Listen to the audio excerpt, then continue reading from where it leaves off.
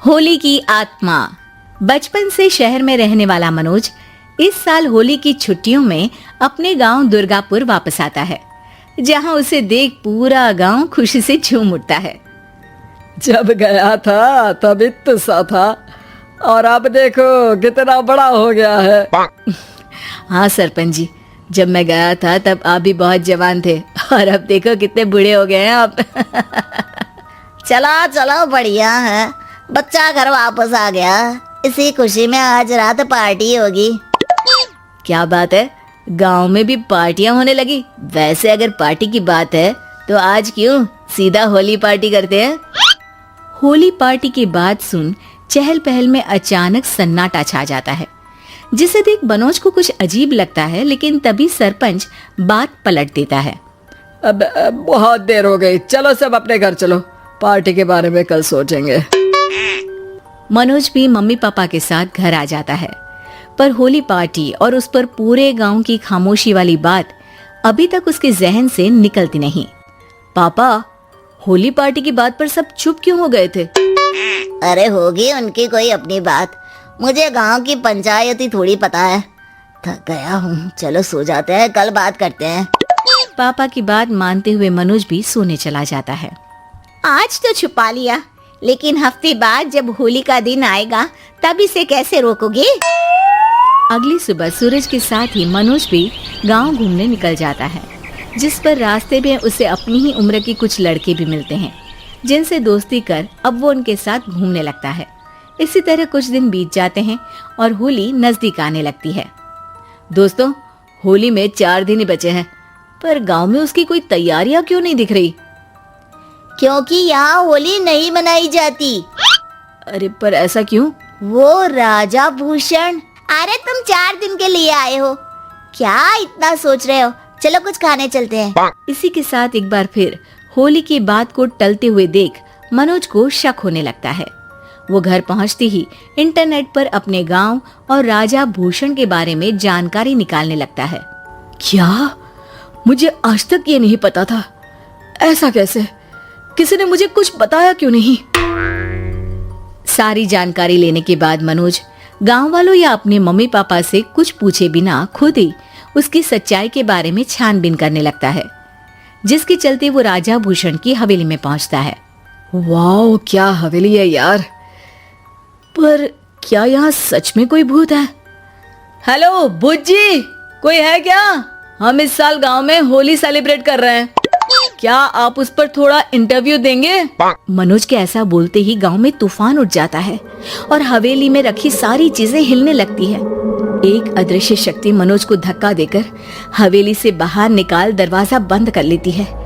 ये सब देख मनोज हैरान रह जाता है। क्या अभी मुझे हवा ने धक्का देकर बाहर निकाल दिया? मेरे होते हुए इस गांव में कभी होली नहीं मन सकती, इसलिए दोबारा ऐसी कोशिश भी मत करना, अंजाम बुरा होगा। आवाज सुन मनोज हैरानी से इधर उधर देखने लगता है, पर उसे कोई दिखाई नहीं देता। वो गांव वापस आ जाता है, जहां तूफान की वजह से सब कुछ तहस महस हो चुका होता है। आखिर ये तूफान आया कैसे?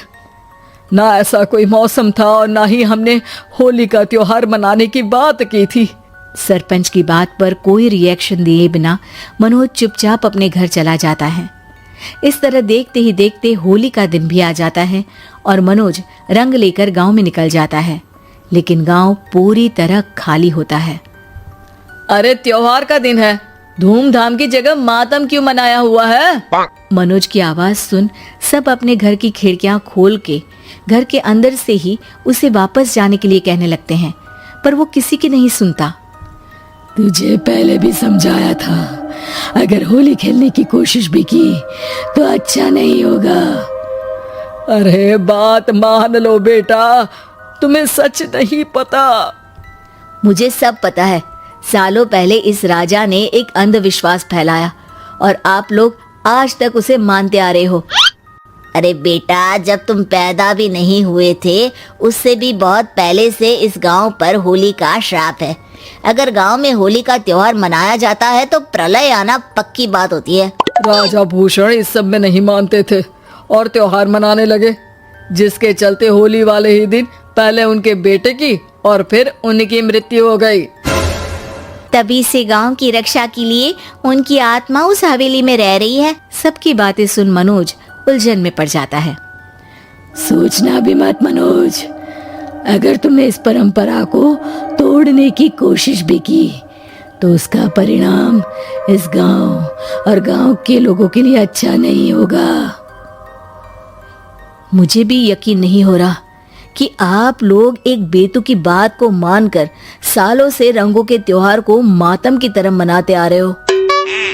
मनोज किसी की कोई बात ना मानते हुए पूरे गांव में रंग बिखेर देता है, जिसके तुरंत बाद वहां तूफान के साथ बिजलियां गरजने लगती है।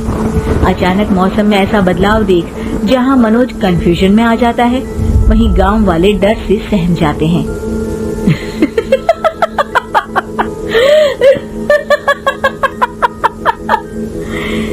इस लड़के ने हमारे जैसे सिर्फ अपने स्वार्थ के लिए नहीं बल्कि पूरे गांव की खुशियों के लिए यहाँ होली मनाई है, जिस वजह से अब इस गांव पर होली का श्राप टूटता है।